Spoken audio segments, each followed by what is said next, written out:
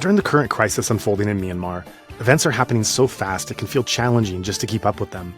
And we're working to increase our podcast production to stay abreast of this ever-changing crisis. And besides our podcast, we encourage you to check out the blogs on our website, insightmyanmar.org, where you can also sign up for our regular newsletter. And you can follow our social media sites. Just look for Insight Myanmar on your preferred social media platform. With that, let's head into our show.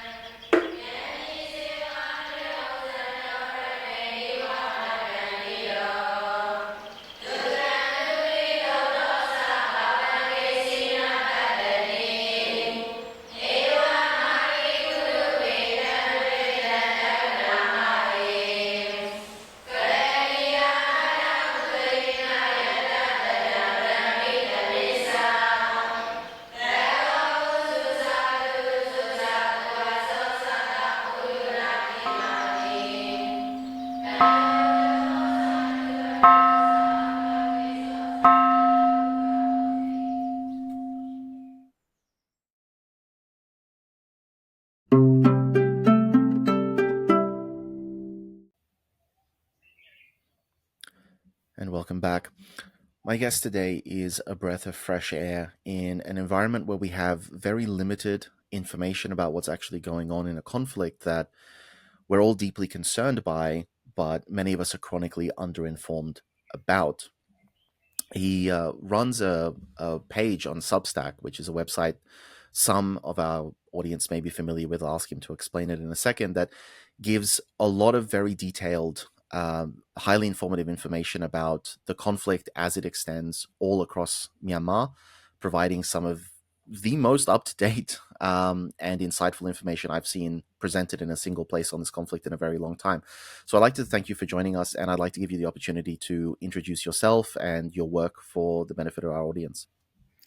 Well, hello, and thanks for having me. I'm calling myself Htee Char, which is a pseudonym for my safety because I work on both sides of the border, including inside Myanmar.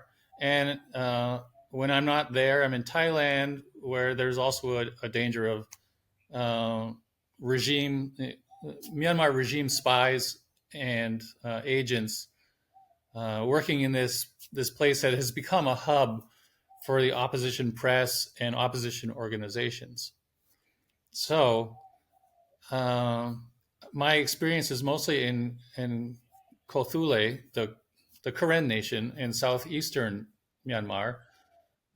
Before the coup and before COVID, I was working with a bilateral international non-governmental organization doing work with refugees, and my work was with livelihoods.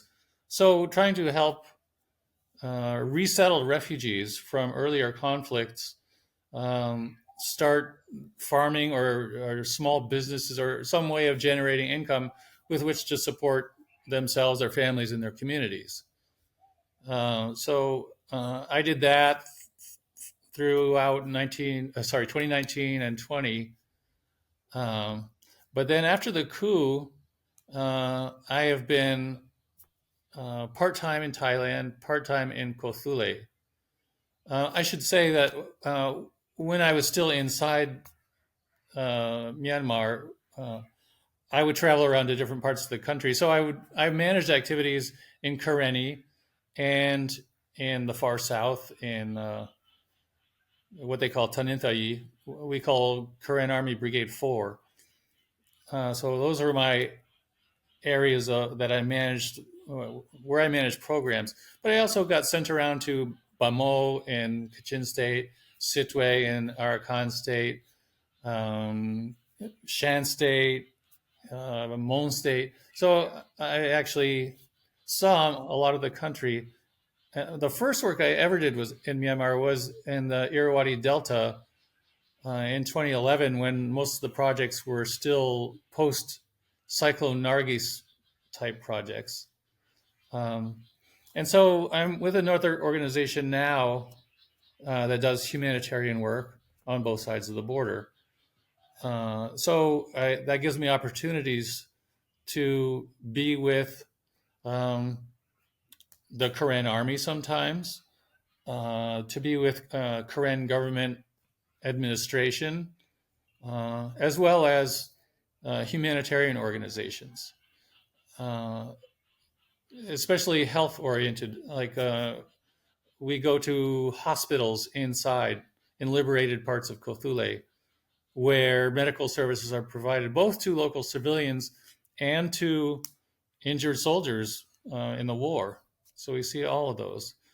So I'm still doing some livelihoods work as I can, like helping farmers at high altitude who are just subsistence farmers and they're looking for some way to earn money. So I'm bringing in cash crops like coffee, which grows well at their altitude and which has a market in Thailand where they can earn hard currency. That's the kind of work I do in peacetime. Since the coup and since this version of the Civil War started, I've also been reporting, as you pointed out, through my weekly bulletin called Burma Coup Resistance Notes. And I publish this both on Facebook and on Substack. Facebook is probably the most used social media platform in Myanmar, though people also use TikTok and YouTube a lot. So my goal in writing this this bulletin in English is to get the word out to the rest of the world about what's happening here. And I would like that. I would like people to know so that support can be generated, and so that people making, for example, diplomatic decisions will be more likely to make the right decisions about whom to partner with inside Myanmar and what to expect as far as the outcome of the war. So I find that very interesting. Let's focus for a moment on that language element, because some of the audience might be aware of this. I got involved with this podcast. Originally, I was brought on as a guest because I started a Facebook page to translate Burmese memes into English to try and provide and protest signs to try and provide English language content in response to a large number of people that I saw who basically rejected that the coup was a coup, who rejected that the protests against the coup were legitimate protests, based on the grounds that Western media would only ever show pictures of Burmese people holding English language protest signs. And therefore, the whole thing must be fake, it must be staged, and all these other conspiracy theories that were coming about. What was your motivation in deciding that English language content for this has to be provided? Like you're not a professional sort of military analyst from the sound. I mean, you obviously are working in this space and have a lot of experience with Myanmar and the humanitarian situation. But what made you feel like you have to start consolidating this information and translating it? Just that English seems to be the lingua franca of international work, and I wanted this to be accessible to people anywhere who don't read Burmese. And outside of Myanmar, that's a small group of people who could understand what's being published in the Myanmar press. So that's it. Like get this information from inside Myanmar to the outside. And so, just on this point, how much of a difference do you perceive between the English language coverage of the Myanmar situation and the domestic coverage of the situation? At first, there was a huge difference. I think international news outlets have done quite a bit of catching up recently, but it's tempting for the Western press to see civil wars and rebel movements and coups just as kind of internal strife generically, and it's easy to dismiss. Like uh, that's their problem in that other country, um, and not something to get involved with, not something to worry about. And what I see here actually is not just internal strife; it's uh, a really brutal and sadistic military regime trying to monopolize power over a population of 55 million people who do not want it and who are ready to put their lives on the line in order to get back their brief experience with at least partial democracy during the period of 2015 to 2020. Yeah, the coup happened in February 2021. That's when all that came to an end. And this generation of young people just decided it was better to risk your life than to live under the dictatorship. And so they have been fighting since about a month after the coup. And it really is a war of like people's aspirations against a harsh military dictatorship which has serves no purpose other than to enrich itself. So I want that to be understood. I want I want people to believe that the people of Myanmar deserve their support uh, in whatever way we can give it, and I want them to be ready when the change comes because I believe that the regime will fall and that the democracy movement will succeed. And so I want people to uh, understand that that's happening and to accept the new order as soon as it comes into being. Excellent. And so let's talk about that new order coming into being, because increasingly the guests that we've had on the podcast have been telling us that this is actually now a reality versus 2021, early 2022, when a lot of commentary was highly doubtful that the resistance movement could ever see success. So you've been tracking this content. You've been tracking the conflict in great detail. So let's just look at, first and foremost, where are you getting your information from? How do you know what's going on the ground? Okay, so I have a few different ways of tracking events inside Myanmar. The biggest is the Myanmar press, which is quite well developed. Uh, there are between 5 and 10 national news outlets that publish multiple stories every day about events in Burmese language. And then there are a number of other outlets that focus on specific parts of the country, like Kachin or Kothule or the Delta, Mon State, etc. So I look at those also. In some cases, they look at towns. So the media is my largest source because it's a very good source. And where I am when I'm in Thailand, actually, I can meet a lot of the media people there. The editors and the broadcasters are there, while the stringers, the reporters are inside. So the second information source I use is people I know from when I used to work full time in Myanmar during civilian life. And some of them are in war zones now. Some of them are refugees now. So I reach out to them when things are happening in their areas, and so I can get information directly. So that's been very valuable. And the third source is my own direct observations when I am in conflict zones.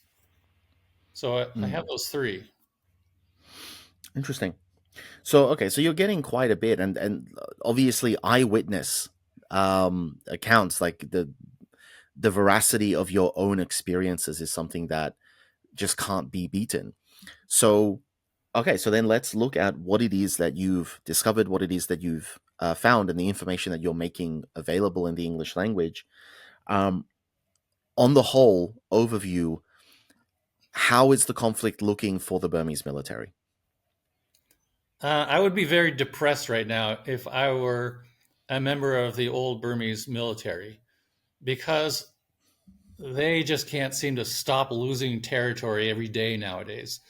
Um, the Burmese military, for all of its enormous manpower and armaments, has never been very good at fighting other militaries. And what we're talking about is the ethnic militaries before the coup. Um, they could go on onslaughts, but they've never been able to make these insurgencies disappear. Since the attempted coup in 2021, this enormous military has been getting ambushed and blown up on the roads and shot at by young people who never had any thought of warfare before then. So they found themselves on the losing end of skirmishes and ambushes right from the start. And the old ethnic armies, uh, which have better weaponry and more experience than the new People's Defense Forces, um, they've also been pressing their advantage during this war to reduce the presence of the old Burma military in their areas by taking over camps and controlling roads and just generally making it impossible for the regime to maintain itself everywhere that it used to be, which has caused the geographic shrinkage of the regime. Now, this was a process that was proceeding slowly for most of 3 years, up until late October of this year. They'd been the junta had been pushed out of most of Chin State, most of Karenni State, a lot of Kothule, a lot of Chin State. But it was a gradual process that could go on for years. Nobody knew. I always thought there could only be one possible ending in the end, because no matter how well armed the old Burma army was, you just can't fight the whole population forever. Uh, but since October 27th, when Operation 1027 began, the shrinkage of the junta has really accelerated. And this came out of northern Shan State, which might have surprised some people, because like the big powerful ethnic armies are the Karen, the Kachin, the Arakan. Well, in northern Shan, it's the Kokang, which is a small kind of ethnic Chinese population, and the Tang. And the third member of their alliance is the Arakan army, which it's confusing to outsiders that Arakan State is in the southwest of the country, but the Arakan army has a lot of strength in the northeast. It's because the Arakan army began in the northeast and then extended into its own state in the southwest. So anyway, you got these three ethnic armies that launched this offensive on October 27th and have had enormous success with it. They've taken, last count, I think over 400 junta positions, ranging from command bases to camps to like bridge outposts and checkpoints. And now I saw that they have liberated over 20 towns across mostly northern Myanmar. And so now it seems to be the beginning of the end for the Tatmadaw, I think. They can't be written off yet. They still have their jets and their helicopters to carry out airstrikes. They still have some troops that can be counted on not to surrender at the first sign of battle. So they will hold out for a number of months probably, but they will continue to shrink. And I think really now the end, the the shape that the end will take is becoming a lot clearer. So let me backtrack a little bit. You said that the military over the last, the majority of the last 3 years had slowly been pushed out of areas like Chin. Mm-hmm. Now, Chin State also saw some genuinely horrifying offensives. We saw, Tan Lang being burned to the ground multiple times. When you say that the military have been pushed out of a specific region, that comes with the corollary that the military are still able to do bombings, are still able to do artillery shellings. I believe that in Karen and Karenni, the military were on the retreat, but they were still able to attack IDP camps from the air, for example. Is that something that you're factoring in when you say the military was pushed out of these regions? That's still distinct from saying that the civilians of those regions are safe from the military. That's true because the nature of air power is that it can go everywhere, including into liberated areas. So they are bombing refugee camps and hospitals and schools and monasteries and churches. They can still do that as long as they hold the airfields and have enough fuel and bombs, which they still seem to. Even while the rest of the country is running out of fuel, there's enough for the airstrikes. So that means that a lot of areas that have been liberated still are not safe. Okay. Um, yeah, life is severely disrupted. Uh, Are you there safe regions in the country? there's nowhere that's safe from airstrikes. So there's no version of active air defense on the part of the resistance. There is no place to hide from that. Right.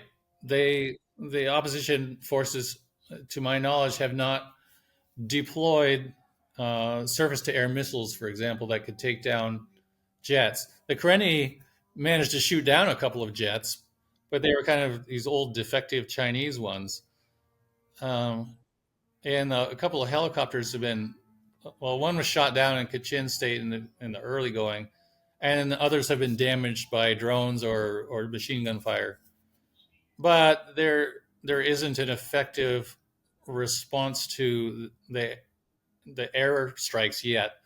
I know the Korean army and certain other people have got hold of 107 millimeter rockets that they've been able to fire into air bases and destroy some airplanes and some fuel tanks and other infrastructure in the air bases. But that's been kind of rare because those air bases are very heavily protected. They have drone jammers operating over them and secure perimeters around them. It's hard to get close to them. Okay. But so focusing then on the actual ground operations as they are, um, you're saying that the military have been on the retreat consistently for 4 months now. Has there been a period of time when the military were actually winning, when they're actually gaining territory, when they're actually losing fewer troops than the resistance were losing, or has that just not been the reality since the resistance began? I don't think there was ever a period where the junta was winning. Um, the nature of guerrilla warfare is it's much easier for you know an irregular hidden force to inflict damage than it is for the established conventional military to find them and hurt them. Um, there have been instances where People's Defense Force camps were located and raided, and where resistance soldiers were killed, because for the Tatmadaw, capture and kill is the same thing. They don't take prisoners; they kill them. Um, there's the case of Tan Plan in Chin State that you mentioned. The Chin liberated it for about 6 months this year, and then the junta went on a drive to retake it, and were able to. But that's been the exception.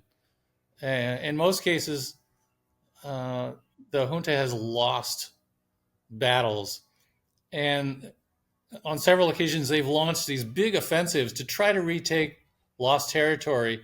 Like um, they tried to retake control of the Bamar-majority road in Kachin State for months. They withdrew troops from Shan State and sent them there. They use air power, they use artillery and mortars for months. All they did was lose troops, and they never broke through. The same thing in Karenni, where when the Karenni forces took over Mese and the far south of Karenni State, and then the junta spent months and a lot of troops and equipment trying to get that back, and they never did. They got partway along, and then the Karenni had this tactic of attacking again far in the rear after they've been pushed back, which resets the whole battle situation. Like suddenly the Tatmadaw has to, the Burma army, I mean, has to pull back because its supply lines have been cut way behind the front. And now with the Battle of Loiko underway, the Karenni forces are in the process of liberating their capital city. The old Burma army has had to pull all of its troops out of Mese Township completely, leaving the township completely liberated, so that they can avoid losing Loiko. But I think they're going to lose it anyway. They've already lost at least 2/3 of it. So I would say that this military, for all of its firepower and its size, has never been a very effective fighting force against militaries. And in fact, it's never faced any foreign uh, antagonist. It's only fought its own people since independence, really. And so, what is that? So you say liberated. You use that word that a lot of these regions around Karenni are liberated because the military had to pull back. What does liberated functionally look like on the ground? Like, to what extent are they free from the molestations of the military, free from the threat of, let's say, arbitrary arrest and detention, torture, arson, theft of property, and all of the typical abuses that accompany the Tamado wherever they go? So that's a good question. Like liberated isn't black and white. Um, so there are areas that I've been in where you just don't have to worry about Burmese authorities because they're not there. The Burma armies have been pushed out. There are no Burmese police or any kind of administrative authorities. So that's the best kind of liberated. You can still get bombed there, but you won't get arrested or have your rights abused by the Burma army. In those kind of most liberated areas, there are others where um, the Burma army is present only in certain fortified centers, but the People's Defense Forces or the ethnic armies are strong enough to keep them pinned down so that they can't go out and make trouble for people. And where there is no junta administration, a lot of the civilian administrators in liberated areas have been chased out. Some of them were killed. So even where the junta has a military presence, it often doesn't have an administrative structure. And in these more liberated areas, like the whole towns recently, the NUG, National Unity Government, and local authorities have set up liberated civilian administration again, providing services. So yeah, there are gradations of liberation, and sometimes you can lose an area where the junta forces had been expelled, and then they suddenly get sent back in. And like one time, I'd gone in one area and it had to come out a different way because troops showed up. Um, so security security is so much better than it used to be because there's so fewer camps, so fewer junta positions from which they can shoot and fire mortars. Uh, but yeah, as you say, no place is safe from airstrikes, and there can still be mortar shelling and like sudden appearances of junta troops in other places, even though the junta troops can't stay because they're in danger, but they can show up and do some damage. Okay, and so let's sort of pose the question: why has this change come about? Like before the coup, granted, we know that the Burmese military leadership were lying about the situation of their military. Despotic regimes always do this, but it was still widely considered to be the second largest standing military in Southeast Asia, beaten only by Vietnam, and was also considered to be one of the most capable and battle hardened because the military had fomented and perpetuated an endless cycle of conflict that they could continually throw their troops into to harden them and train them in combat conditions.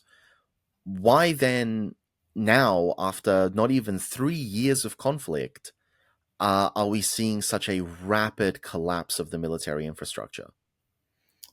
Um, I think, for one thing, the old Burma army was never as powerful as itself and others thought.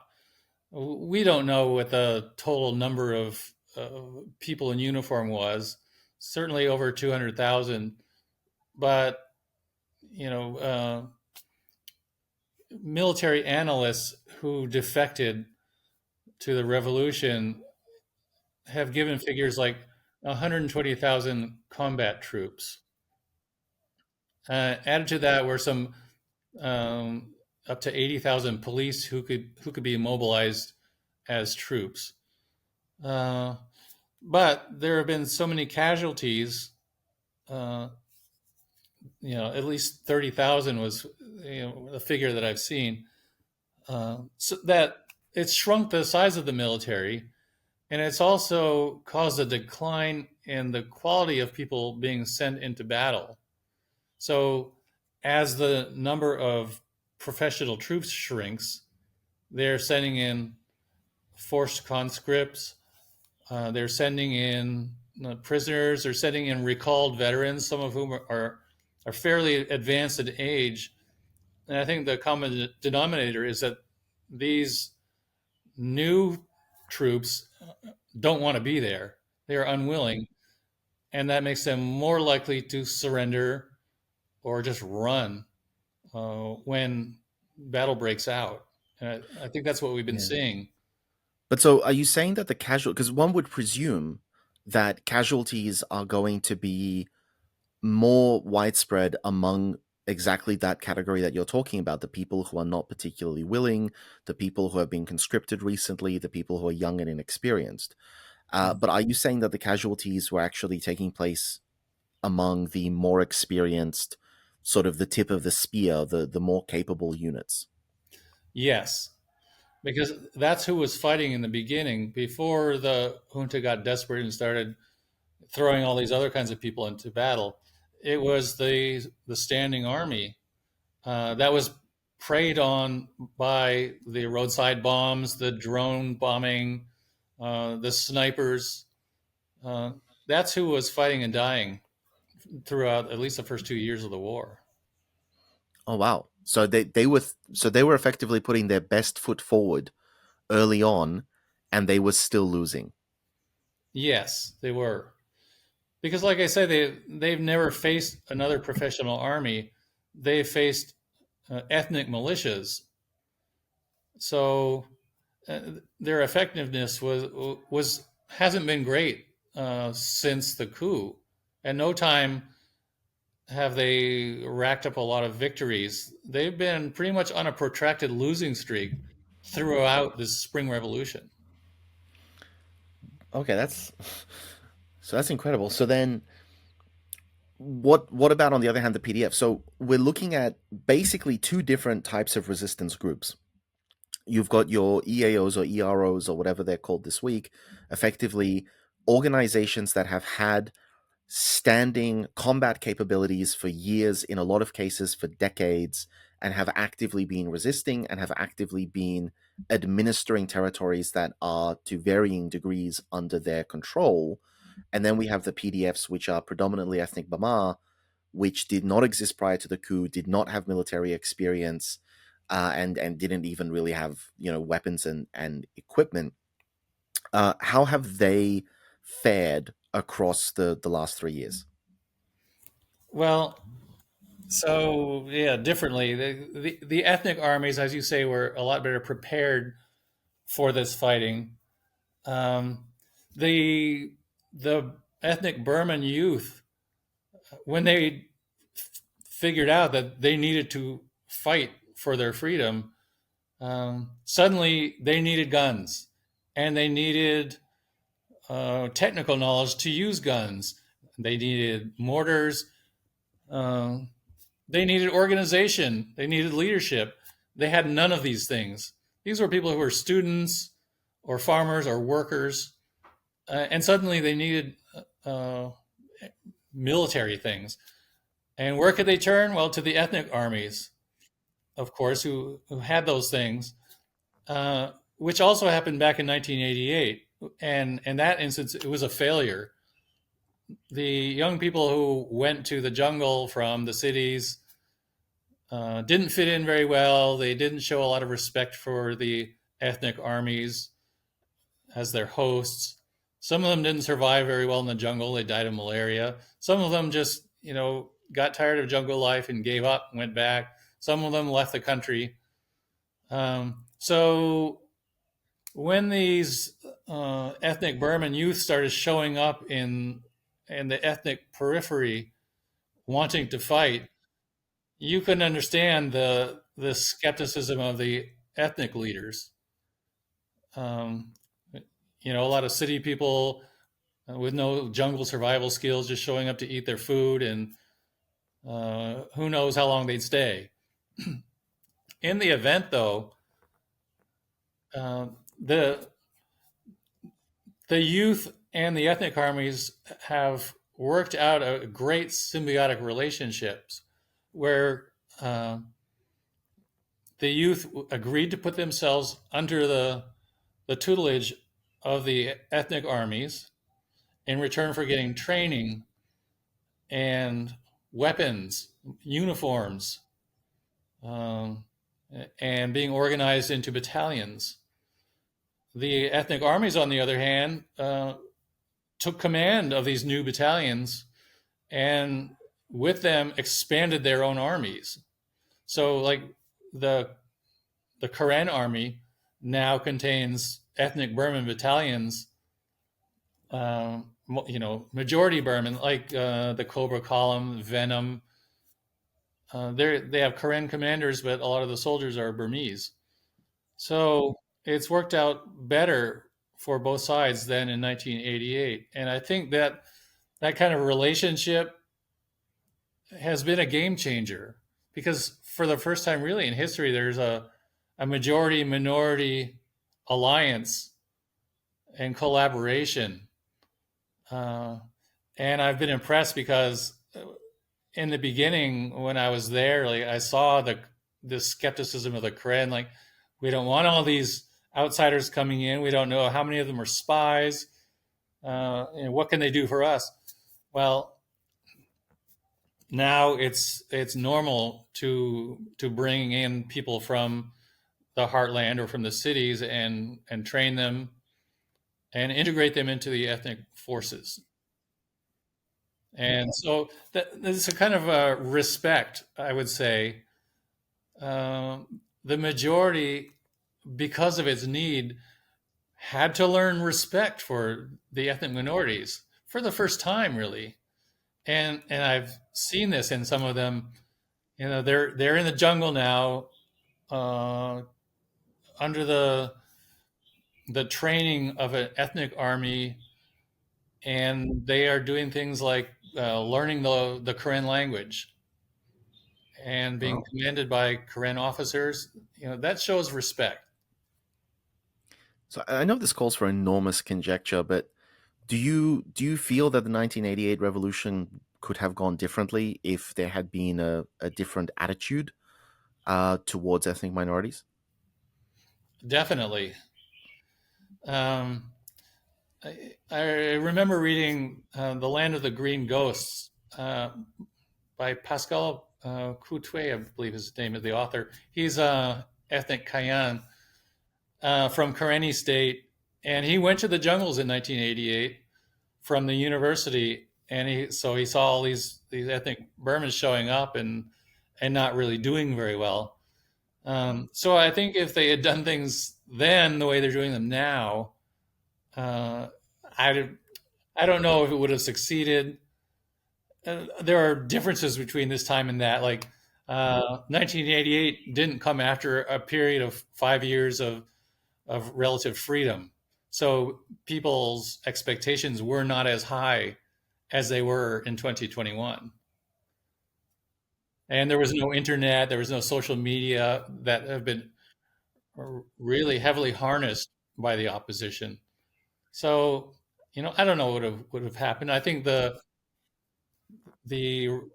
rebellion against military rule back then might have lasted longer if there had been that sort of respectful relationship.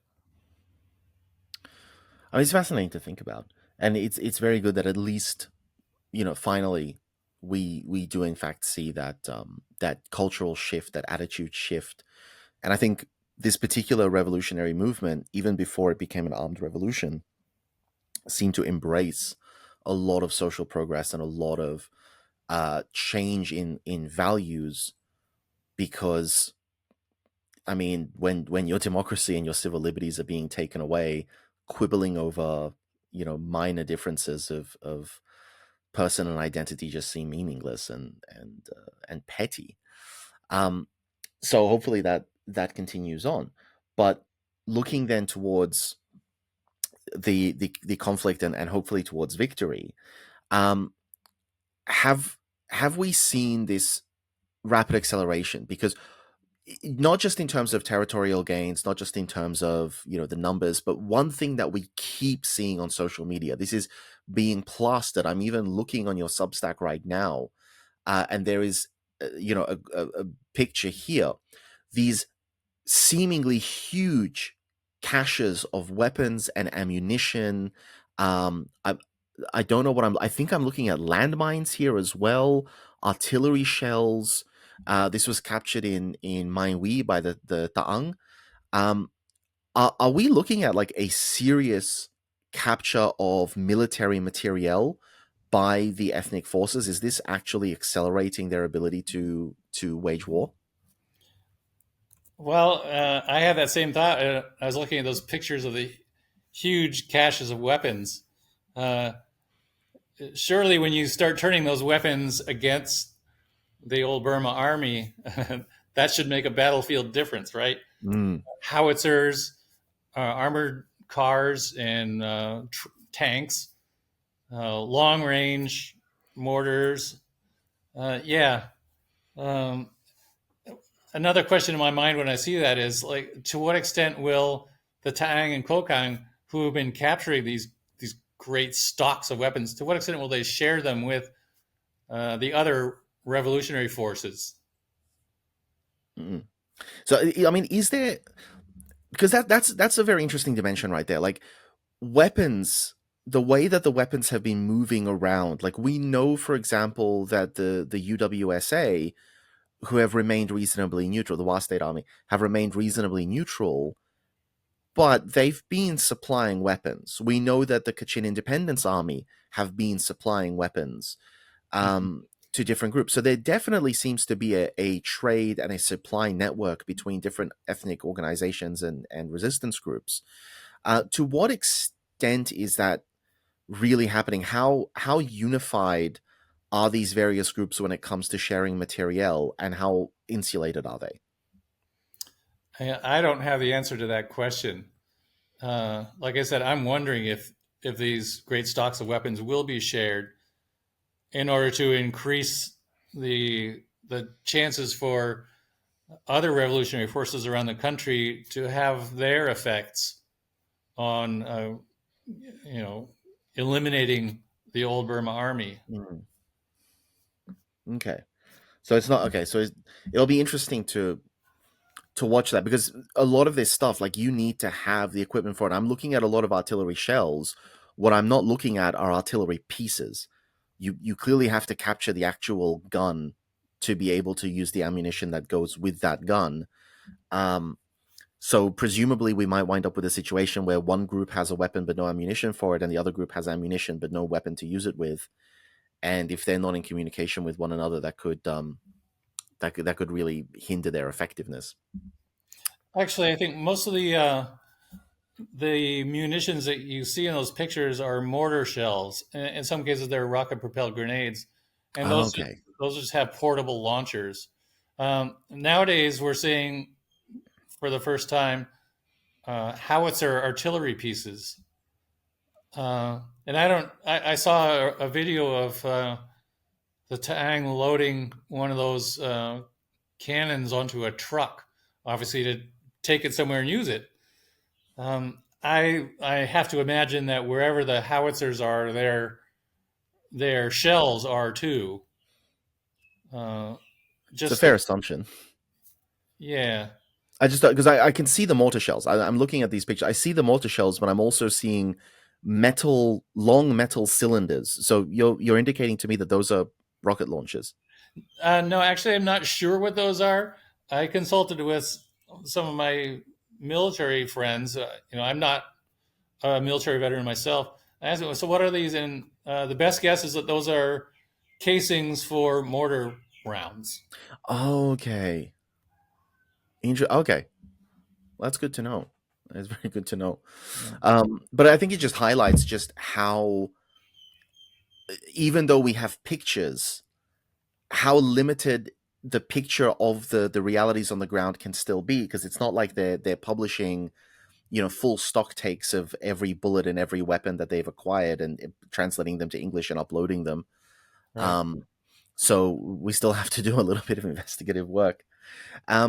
But in any event, these huge caches, more importantly, obviously these are not just being buried and being stumbled across by resistance forces. Like, these are being hard fought, and these are, correct me if I'm wrong, these would be the weapons supplies that are left within these military bases that are being systematically liberated. Is that where these are coming from?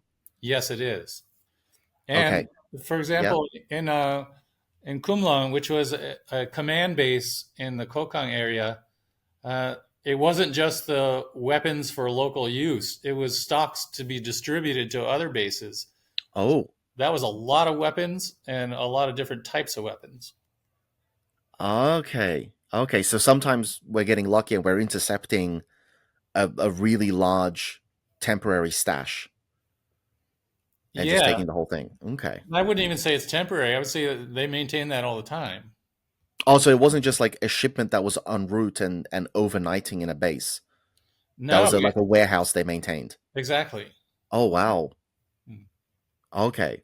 And so not only then have the resistance forces gained these weapons, but they've also then deprived presumably multiple different bases around the area of the ammunition resupply that they were waiting for.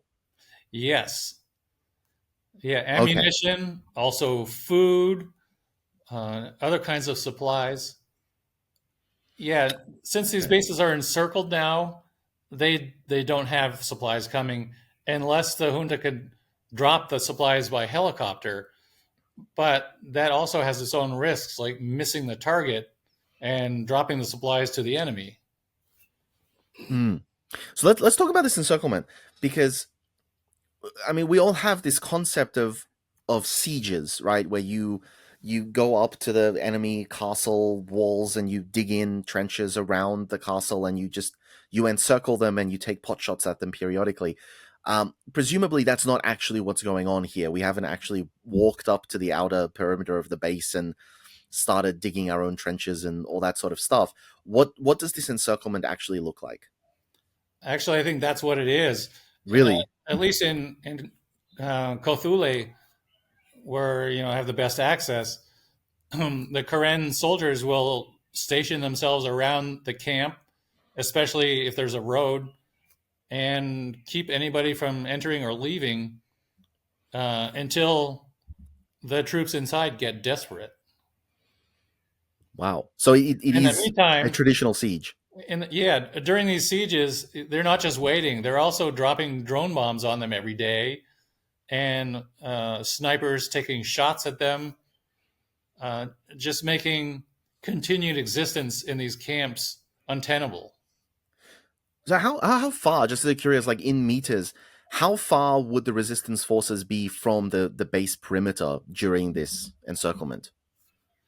Um, yeah, it kind of depends on the terrain, but uh, you Close know, enough to yell over the barrier and speak to the people on the other side? no. Okay. If like rifles have an effective range of like 100 meters, then you'd have to be at least that far. But mortars can go up to several kilometers depending on what caliber they're using. So it wouldn't be like it wouldn't always be fixed entrenched location around the camp. They have to keep moving in order, Mm. to avoid the mortar fire. Okay, so it is a bit more fluid than the sort of medieval concept of entrenched positions. They're just Mhm. constantly on the move and trying to cut off any lines of resupply or escape. Yeah, they're always there, but their pinpoint positions are always changing for So it's like security. a guerrilla siege. Yeah. Interesting. Interesting. And so let's talk about the drone, because you brought up the drones, and this is something that I've been following for a while now. You know, drones, as in predator drones, the actual military versions of drones, we're somewhat familiar with. We understand that they're incredibly advanced and incredibly powerful. But with the resistance forces, I remember when they first started, raising money for things like Project Skywalk and just trying to get a whole bunch of quadcopter drones off Amazon and Mhm. trying to jerry rig them into military applications, which is something that we've seen in other resistance operations in the 21st century. So, how much can you tell us about the drones? Because they're such a fascinating sub field of conflict. It's almost like the resistance developing its own aerial doctrine. How much of an impact have they actually had, and how long has it taken for them to get there? Well, they've had enough of an impact that the dictator Min Aung Hlaing complains about them, and soldiers who've either defected or been captured uh, speak of the terror of living in a camp under and drone bombing. These explosions can just occur without warning, anytime, anywhere inside the camp. So you can't go somewhere to hide from them. So what is it? Like, are we literally just attaching an explosive device to the bottom of a drone, flying the drone over a target, and releasing the device? That's usually it. Although you've seen an evolution, like before they were using these kind of cheaper, small drones that would carry one bomb at a time. And Mm, they get over their target, and they'd try to stay out of rifle range by being very high up, which meant accuracy was marginal. So mm. they would have to get very lucky in order to cause damage. But by doing it enough, they created enough risk and damage for the troops that it was definitely a worry. And if you look at aerial pictures of some of these junta camps, they just look completely battered to splinters by drone bombs. Like all the roofs have holes in them. Um, things are broken. The mortar pits have been targeted. So Mm. the drones have been effective. It's the resistance version of an air force. And are we? Because I heard that there were plans to use these drones to take measures against the junta's aerial capability, because aircraft, whether it's jets or helicopters, are mechanically very vulnerable things. They have to be very light, and they have to be very good condition in order to fly safely. Mm. And they're most vulnerable, of course, when they're on the ground. So I have heard plans to drop these onto helicopters, drop them onto aircraft, and try to render them useless. Has that been happening, or have the military just pulled their aircraft further away from resistance front lines? Well, the the junta uses the most powerful kinds of jammers at their air bases for that reason. Okay. So the air bases are not very vulnerable. So while the aircraft are on the ground, so far they've only been destroyed by these 107 millimeter rockets that are fired from the ground, Mm. and those can take out an airplane hangar or aircraft themselves or fuel depots. Um, but I wanted to say that within the resistance forces, there are battalions that are specifically dedicated to drone warfare, and they have names like Federal Wings, Angry Birds. I can't remember some of the others. But that's what they do. They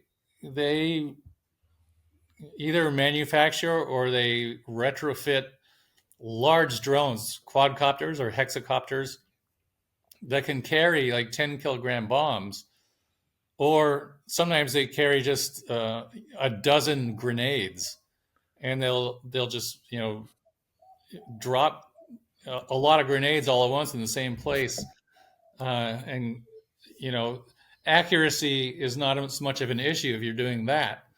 Um, Also, Federal Wings, it's been working with the Korean Army, they've done things like pair a small spy drone with a large bombing drone in order to get the range.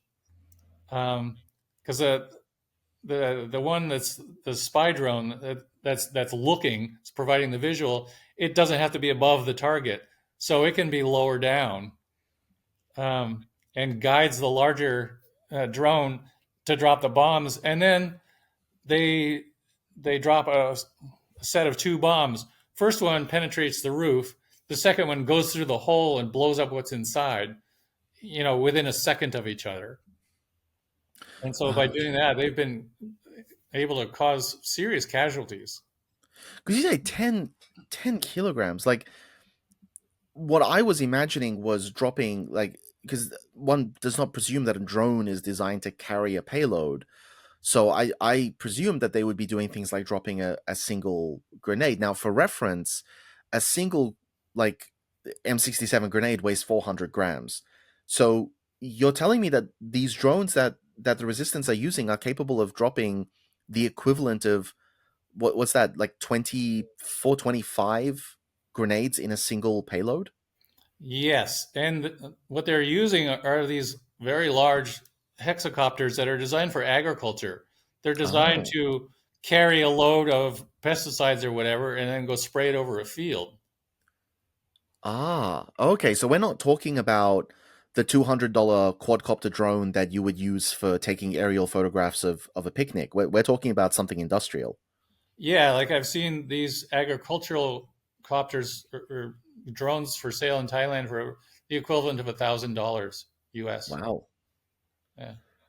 Okay, so that's a totally different game. Yeah.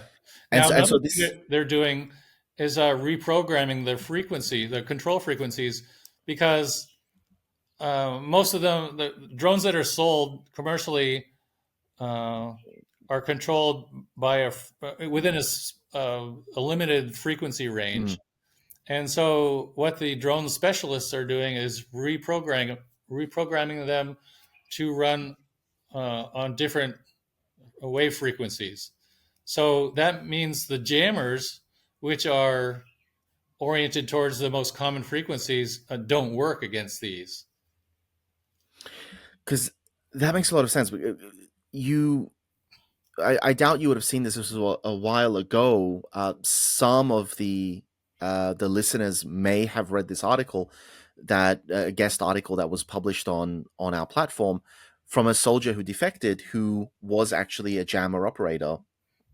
And the story he wrote was, one time he just wanted to have one day of peace and quiet, so he just conveniently neglected to turn the jammer off, Hmm. so that he wouldn't have to deal with, the reports coming in, people yelling all the time. He just wanted to have a quiet day.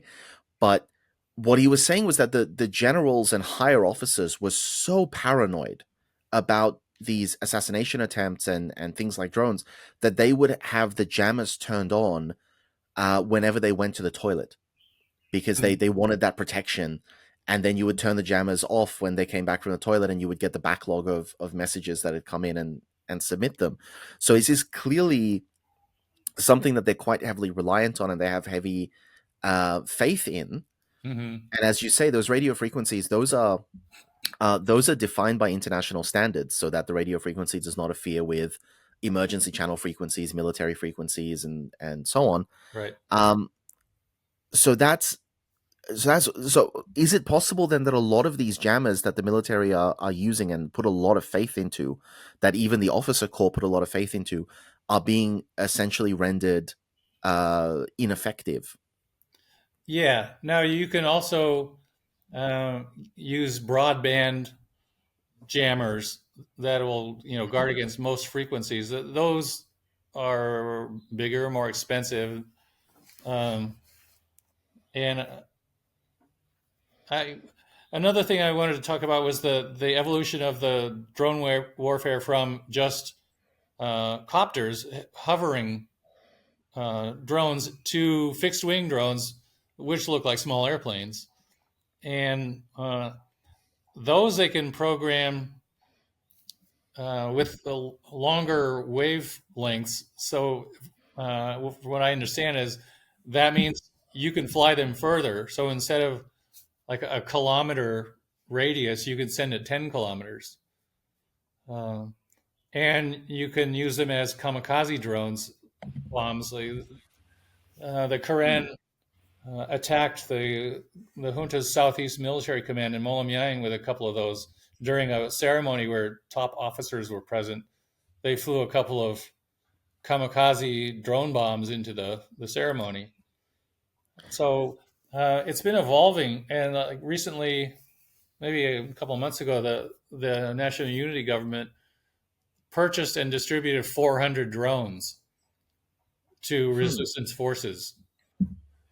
So Yeah. drones have become a major factor in the war, and again, it's great. It's a great guerrilla tactic because you can attack from a safe distance and be basically unseen, and it doesn't matter how strong the enemy is.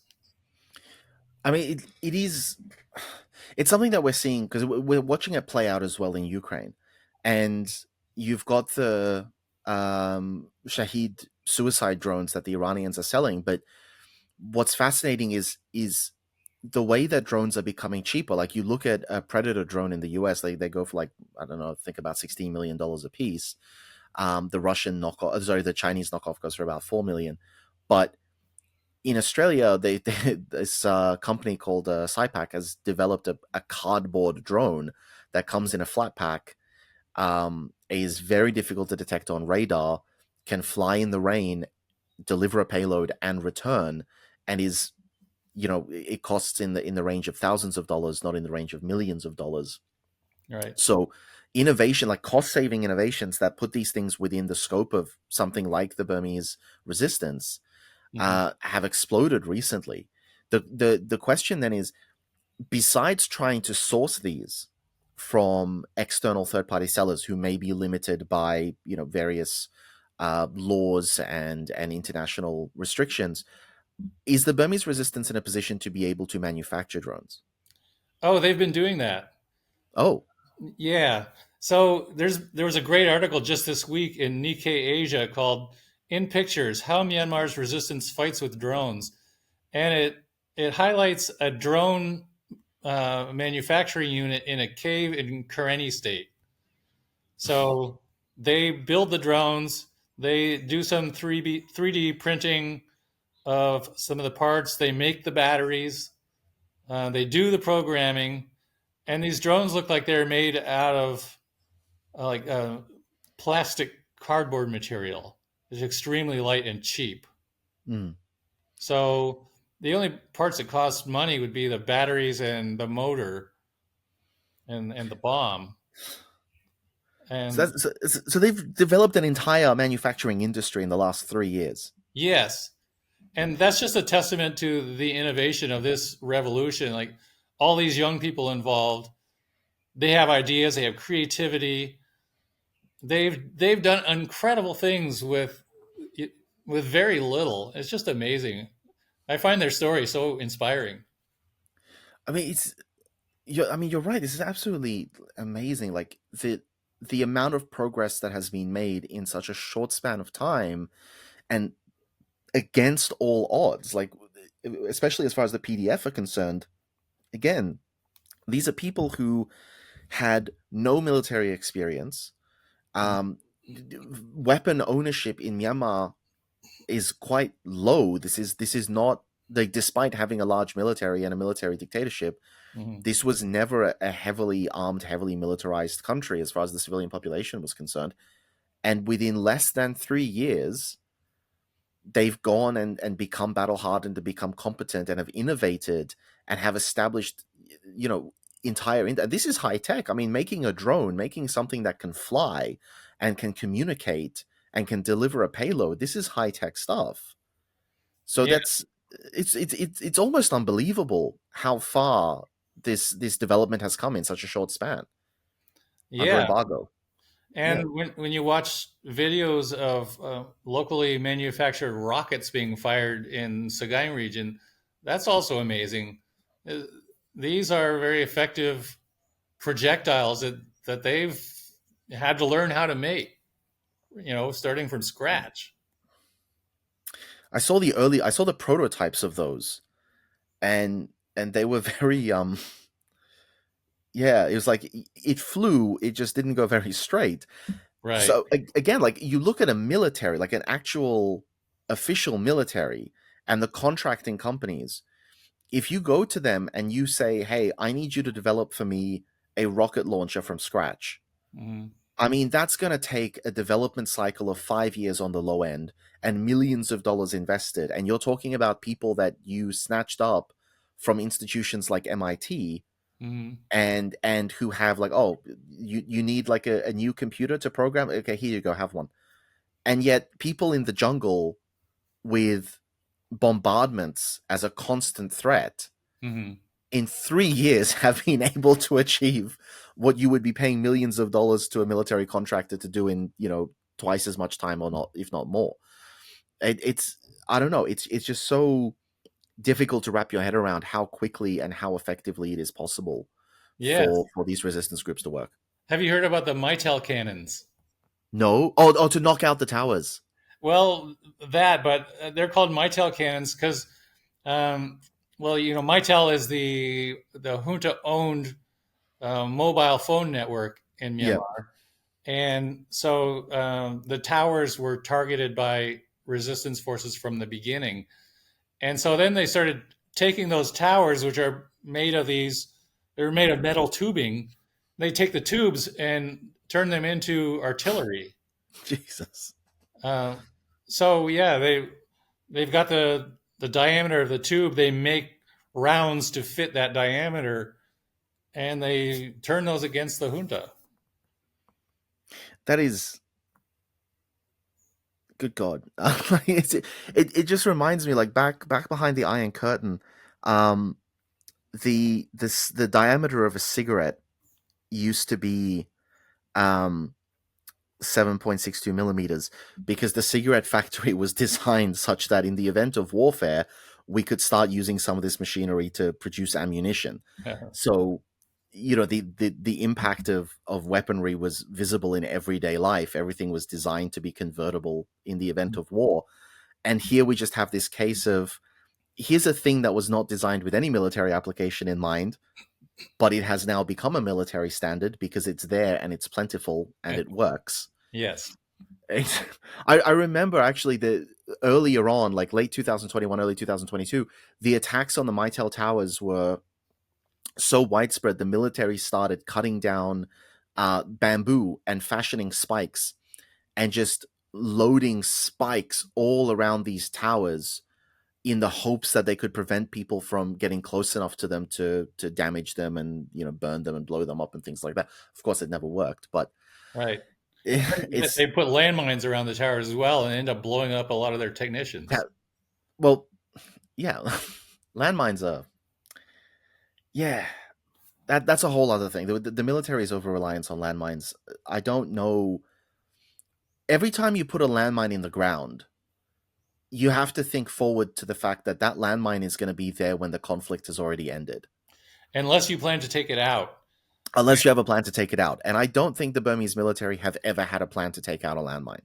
No, in fact, they put them in people's homes to maim and kill civilians. That's what they do. Mm, Now, the ethnic armies use landmines a lot too because they're kind of an equalizer technology. It's something small and cheap that you can use to protect yourself against a much larger force. But the Quran keep track of where they've buried them. And for example, if you need to go that way, or if somebody needs to move through there, they go and dig them out again. yeah, and that's landmines themselves are very controversial, and I think very appropriately controversial because of the huge civilian toll. But Mm-hmm. if you're going to use them, at least have a plan for how to make the area safe. Whereas, as you say, the Damodar seems to be more in this booby trap mentality of, Right, let's try to take out as many people as we can, regardless of whether or not they're legitimate military targets. right. Yeah, it's a very depressing thing. But on the topic of depressing, the Damodar, let's look at their conditions. Because we were discussing this in the pre-interview, and I think it's a very important point. What are the conditions like for these soldiers? I mean, the soldiers have never been treated particularly well, but then again, there were a lot of benefits that you used to get if you were in the military. You have access to education for yourself and for your family. You have access to specialized healthcare for yourself and for your family. There were a lot of perks, and for a lot of people, it was a way out of a poverty trap. What is life actually looking like for Tamado soldiers today? Ah, well, another perk that you didn't mention was every soldier was a shareholder in these crony business interests, which yielded dividends. So that was a form of income for military families. Mm, But since the boycotts and since the war, those companies are no longer profitable, so they don't get the financial benefits anymore. And in fact, uh, they don't all receive their pay regularly anymore, or sometimes they'll receive them, in their accounts, but you can't withdraw cash from the bank because of cash shortages. Um, so there's that. Also, just life in camps. I think I was describing before where they're under a constant rain of drone bombs with snipers ready to shoot at them anytime they stick up their head. They go to the bathroom or to go to get water, to go bathe. Uh, and they can't maintain equipment because, like, the Karen snipers shoot at the water tanks, so they can't keep water on hand. Um, it's a miserable existence, like having to keep your head below the top of the trench every day, all day. mm, That's just no way to live. And there's the traditional problems like the abuse by officers, the disrespect, especially for minority soldiers. It's just a harsh existence, and in some cases, I think that explains the psychology of these sadistic soldiers who perpetrate these horrendous acts on civilians. mm. They've been treated so badly themselves; it's easy for them to mistreat other people. Yeah, that desensitization. Yeah. But I mean, it still has to be noted when you look at the reports that are coming out about the crimes that they commit. Mhm. Um, and I've had to process some of those reports myself, and they are despicable. Like, we are not only talking about war crimes here; we are talking about particularly heinous and despicable crimes. Abuse or no abuse, there is no forgiveness for some of the things that these people have done. Right. Burning people alive Mm, is one of the most horrible things that they do. Uh, yeah. And that's, yeah, massacred by fire. I mean, it's just indiscriminate, really. I mean, this is Yeah, before we start talking about the sexual assaults and before we start talking about just effectively starving entire populations because they can. right.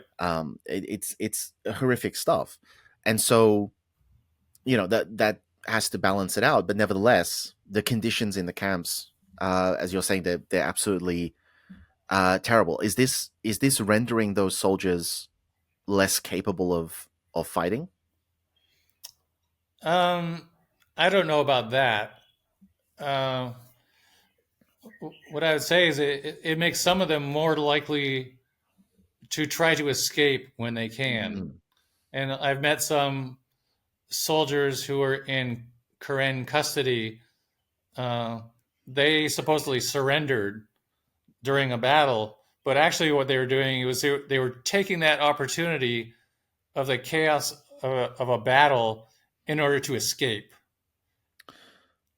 because Okay, so they can't escape most of the time because their own sentries could shoot them. yes. But So during a that okay. battle, they pulled it off.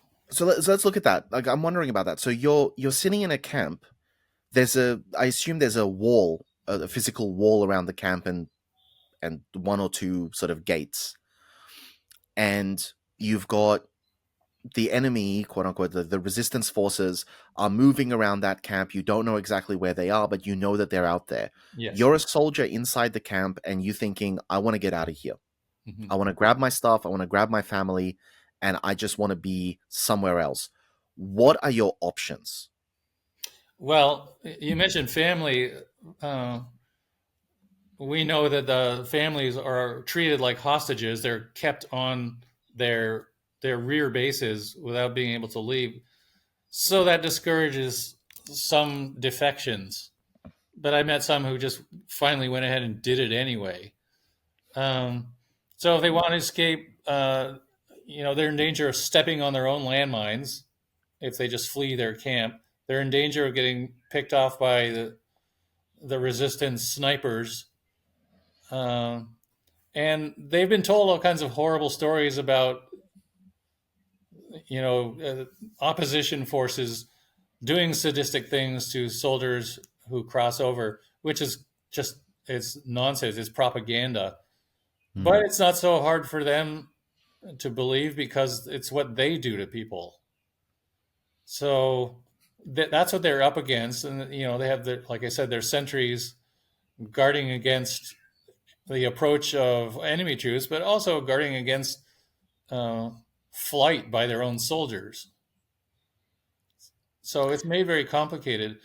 Um, but the resistance forces, especially like the Karen army, and I think the Kachin as well, um, have gone to great lengths to make a show of treating the defectors very well, and even the surrendering soldiers. So there's a video that I used in my latest bulletin where it was somewhere in Clearly 2 district of Kothule. Something like 30 soldiers were surrendering, and they were being told by the Quran, "You can come out now. You're safe. We are not going to kill you. Uh, we're going to take your arms. Then we're going to feed you and get you medical care because we know you have some wounded." Um, and also, a tactic of the opposition is to pay cash bonuses to those who defect. Not so much to those who surrender, but to those who decide to defect with their weapons. They'll get up to 3 or 4 million chats sometimes. So, what is the difference between surrender and defect? Well, I gave an example where it's the same thing, but defecting is where you run to the other side and you make yourself known. Okay. So Now, how do you do that, by the way, without getting shot by the snipers? the best way is to contact the other side ahead of time. Oh, really? And so that's what these guys had done that I met. Like during the battle, somehow they radioed to the Koran, there are 17 of us coming over. Don't shoot us. Wow. Yeah. So that's the best way. make contact with the opposition, and the ethnic armies and the national unity government actually have contact lines for soldiers who want to defect.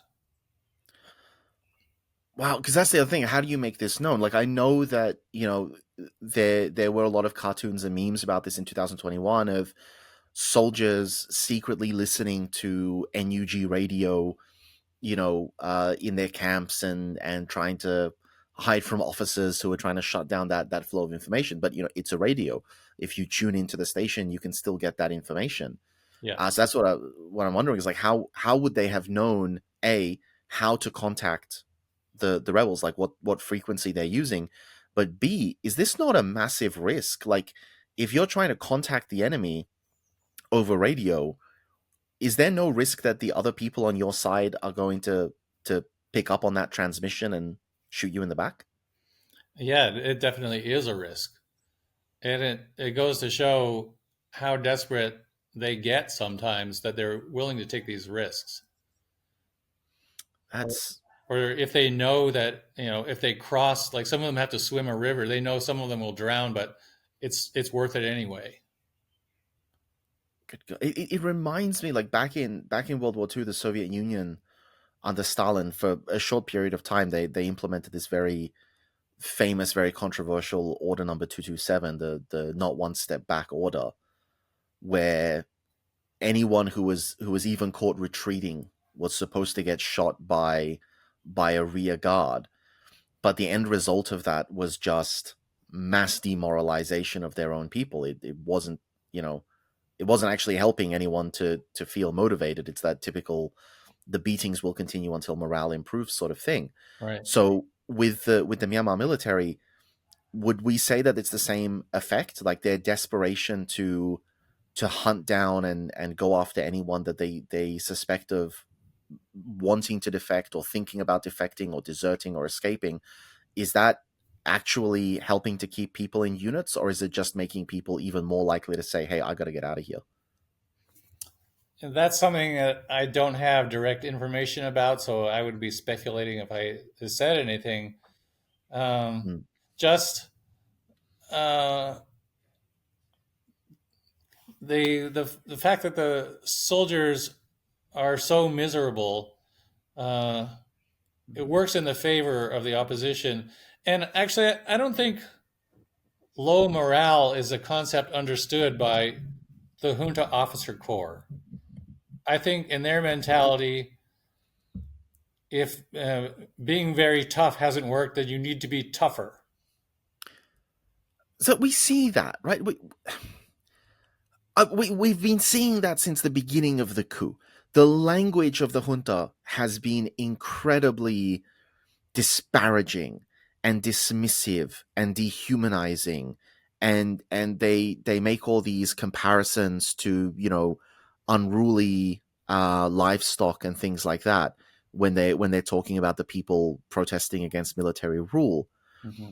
But it boggles the mind. Like, surely after 3 years, somebody would have understood that if the beatings do not work, additional beatings will not magically start working. Like, how do they seem to consistently double down on a strategy that has also consistently failed for them?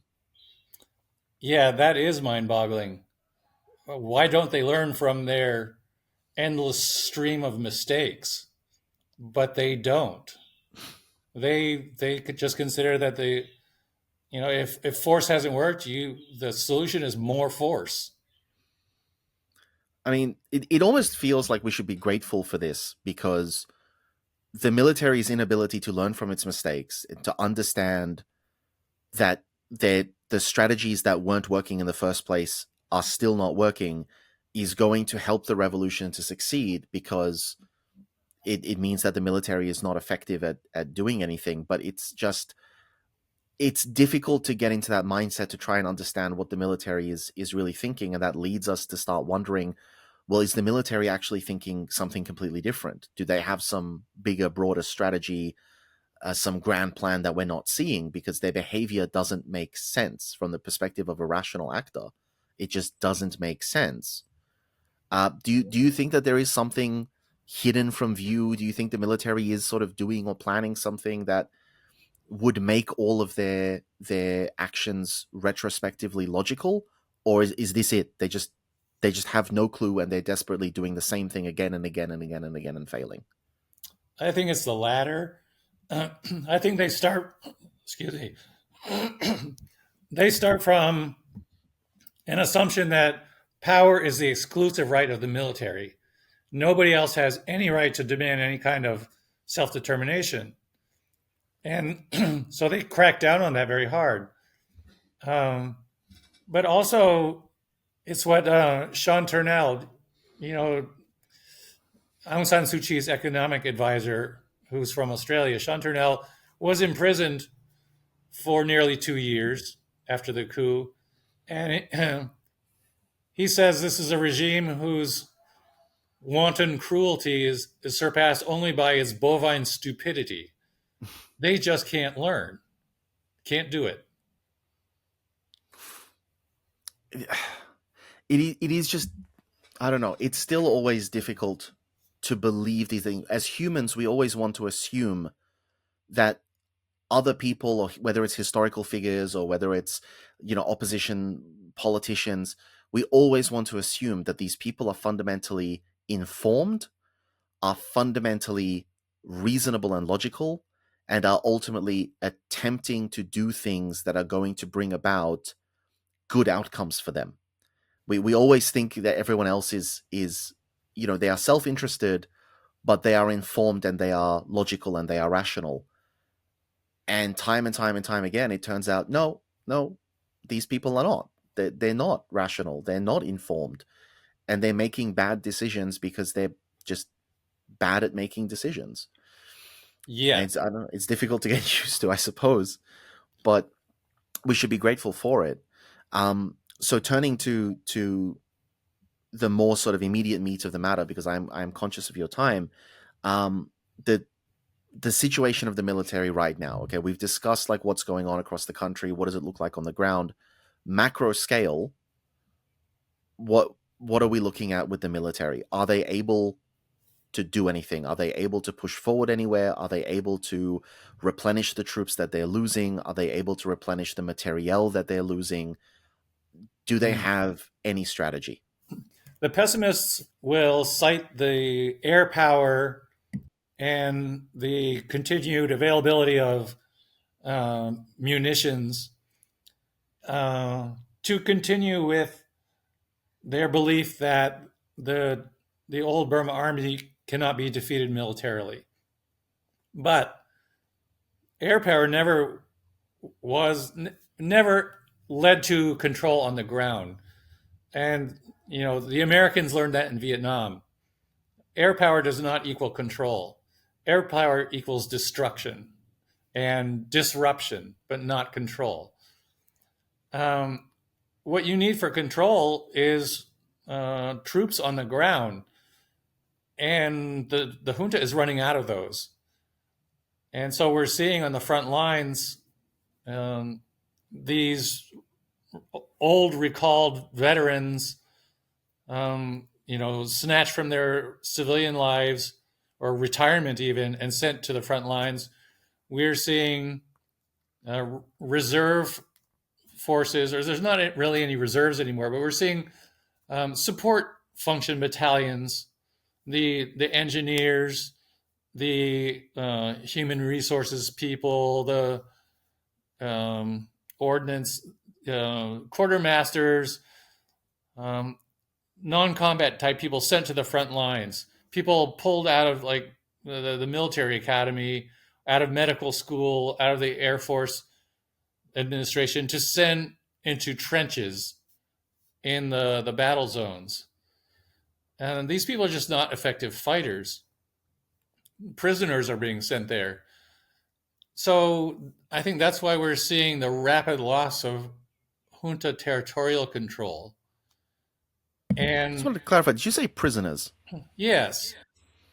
As in people from jails? Yeah, military prisons. So these were men who were previously considered unfit to serve because they were deserters, they were guilty of insubordination or they committed crimes while in the military. So they were in prison, and now they're soldiers. And right away, some of them ran off as soon as they got to the front lines. But I So, mean, the Russians did the same thing barely like a year ago. Surely, again, they could have just looked at that and gone, oh, the prisoners are not motivated fighters. well, what they're looking at is the fact that they don't have anybody, and they've got all these gaps opening up that they need to plug. So they're just grabbing warm bodies anywhere. They're kidnapping youths off the street and giving them, you know, this cursory 2-week training that doesn't really prepare them for anything, putting rifles in their hands, sending them to the trenches.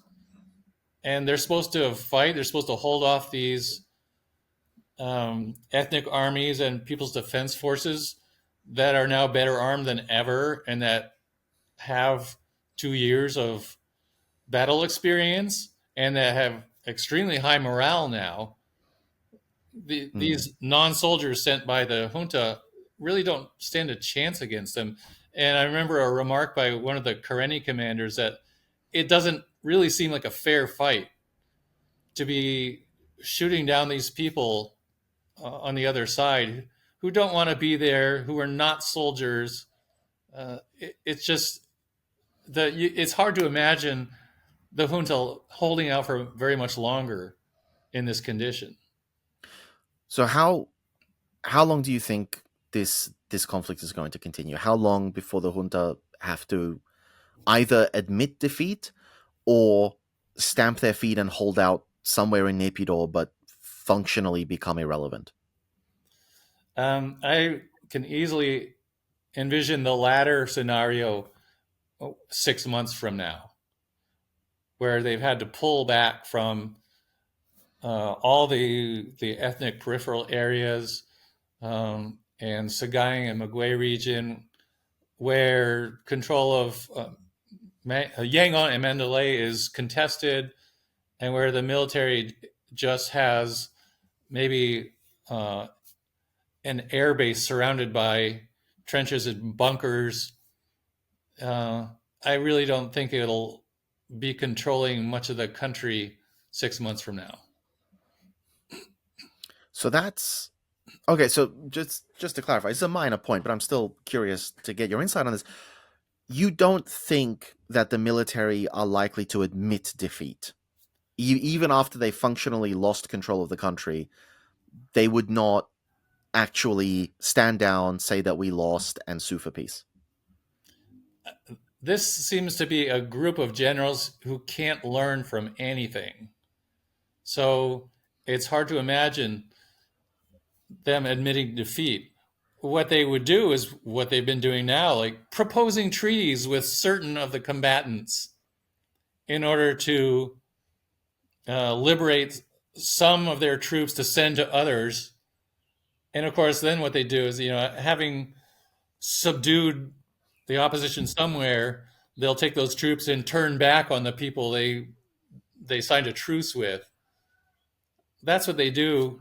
They divide and conquer, and they make these false treaties.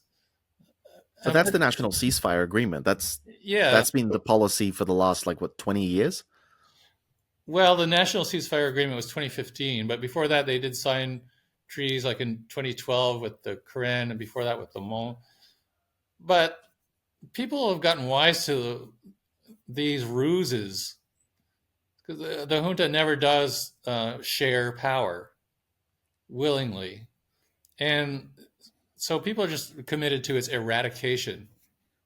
So I think the intelligent members of the military already left. They're in CDM now, the Civil Disobedience Movement. And there may be some others who see the writing on the wall and escape to China or somewhere. I really don't know who's going to stick around long enough to be jailed for war crimes by the National Unity Government. Yeah, so you're predicting it to be most likely that they would try to escape, basically. I think some of them might. I think others of them really are stupid enough to stick around to the end.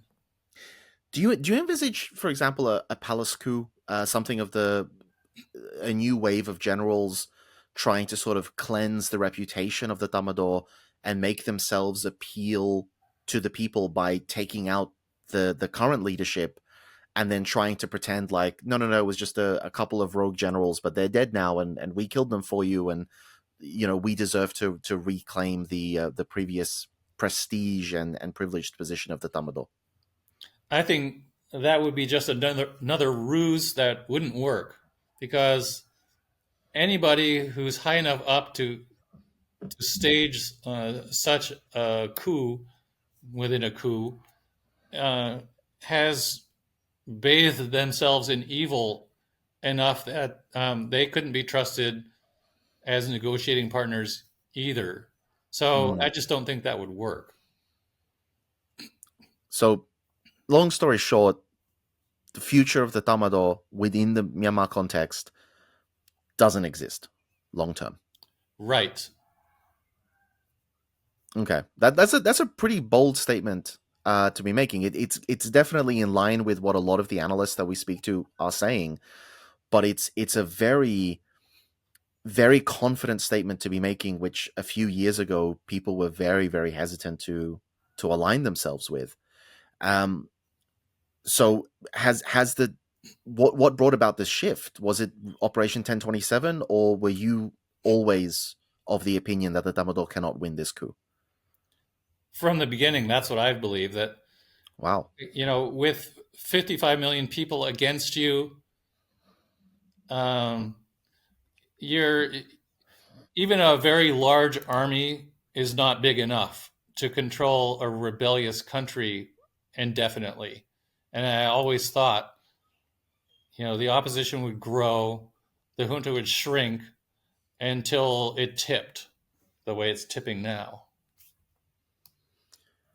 I mean, every time we have someone come on like you and basically say in no uncertain terms that the Tamador's future in the country is non-existent, I just have to be grateful, because after the last almost 3 years of this and the consistent war crimes and the deaths and the destructions and the arson and just the litany of abuses, finally seeing the light at the end of the tunnel is just such a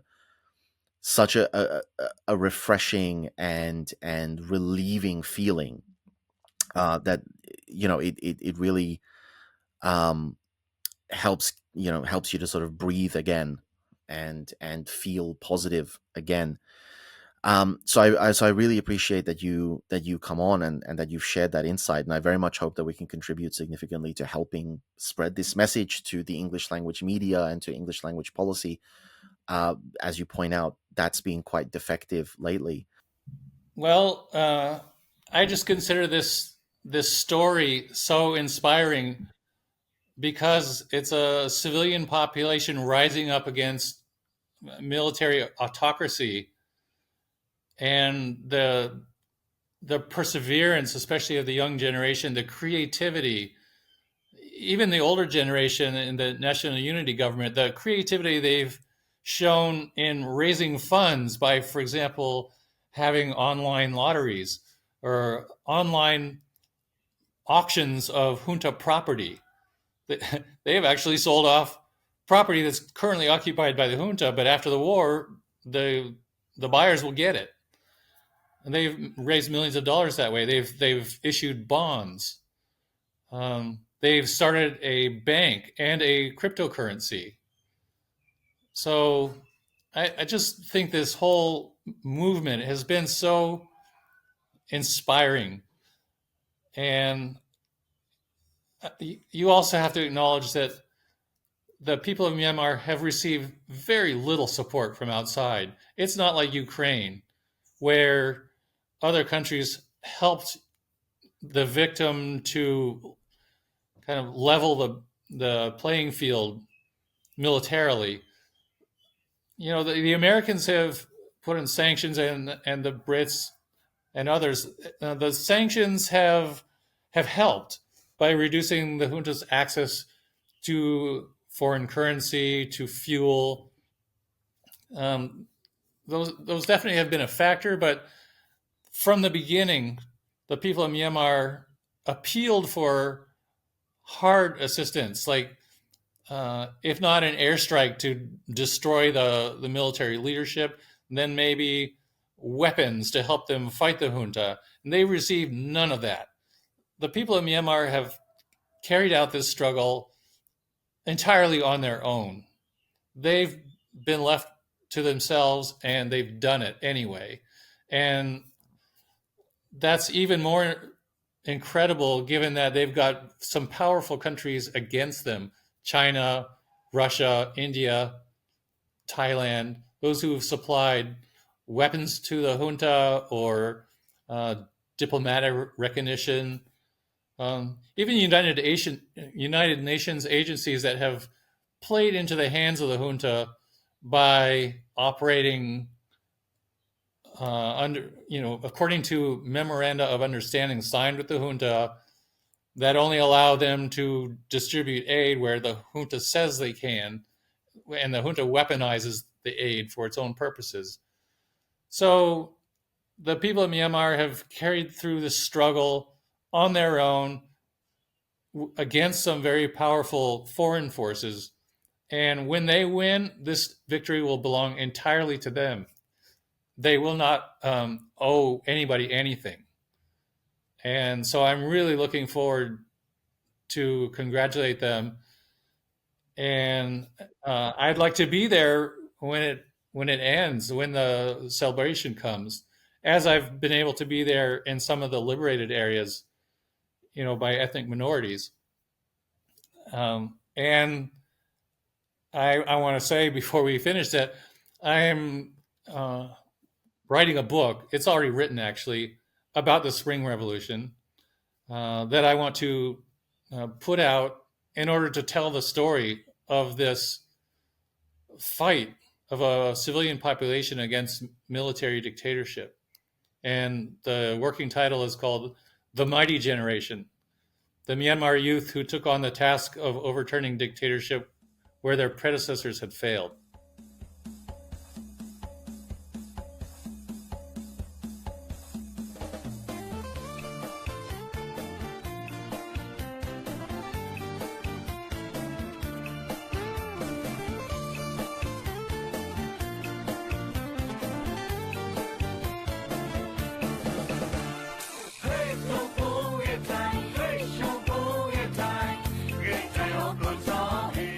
Many listeners know that in addition to running these podcast episodes, we also run a nonprofit, Better Burma, which carries out humanitarian projects across Myanmar. While we regularly post about current needs and proposals from groups on the ground, we also handle emergency requests, often in matters that are quite literally life or death. When those urgent requests come in, we have no time to conduct targeted fundraisers, as these funds are often needed within hours. So please consider helping us to maintain this emergency fund. We want to stress that literally any amount you can give allows us to respond more flexibly and effectively when disaster strikes. If you would like to join in our mission to support those in Myanmar who are being impacted by the military coup, we welcome your contribution in any form, currency, or transfer method. Your donation will go on to support a wide range of humanitarian and media missions, aiding those local communities who need it most. Donations are directed to such causes as the Civil Disobedience Movement, CDM, families of deceased victims, internally displaced person IDP camps, food for impoverished communities, military defection campaigns, undercover journalists, refugee camps, monasteries and nunneries, education initiatives, the purchasing of protective equipment and medical supplies, COVID relief, and more. We also make sure that our donation fund supports a diverse range of religious and ethnic groups across the country. We invite you to visit our website to learn more about past projects, as well as upcoming needs. You can give a general donation or earmark your contribution to a specific activity or project you would like to support, perhaps even something you heard about in this very episode. All of this humanitarian work is carried out by our nonprofit mission, Better Burma. Any donation you give on our Insight Myanmar website is directed towards this fund. Alternatively, you can also visit the Better Burma website, betterburma.org, and donate directly there. In either case, your donation goes to the same cause, and both websites accept credit card. You can also give via PayPal by going to paypal.me/betterburma. Additionally, we can take donations through Patreon, Venmo, GoFundMe, and Cash App. Simply search Better Burma on each platform and you'll find our account. You can also visit either website for specific links to these respective accounts or email us at info@betterburma.org. That's Better Burma, one word, spelled BETTERBURMA.org. If you would like to give it another way, please contact us. We also invite you to check out our range of handicrafts that are sourced from vulnerable artisan communities across Myanmar, available at alokacrafts.com. Any purchase will not only support these artisan communities, but also our nonprofit's wider mission. That's Aloka Crafts, spelled ALOKACRAFTS, one word, alokacrafts.com. Thank you so much for your kind consideration and support.